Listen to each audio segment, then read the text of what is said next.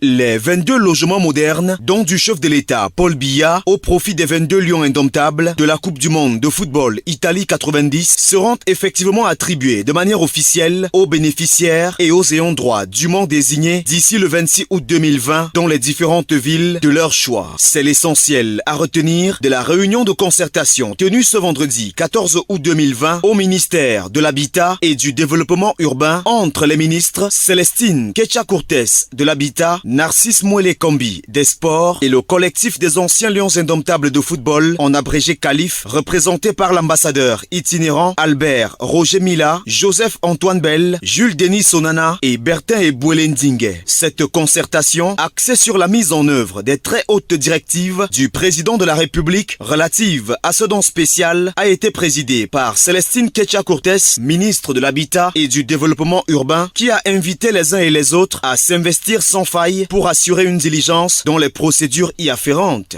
Il s'agit aujourd'hui d'aller vers la remise des clés le 26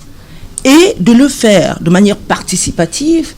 que les bénéficiaires, leur tutelle, nous-mêmes et la SIC dont je suis la tutelle, que nous regardions dans la même direction pour la mise en œuvre sans complaisance des très hautes instructions du chef de l'État. Pour Bertin Ebouele Ndingue, président du CALIF, une parfaite collaboration avec la Société immobilière du Cameroun permettra de voir le bout du tunnel. Nous sommes entrés déjà dans l'aspect technique, donc en travaillant avec le directeur général de la SIC, nous allons encore progresser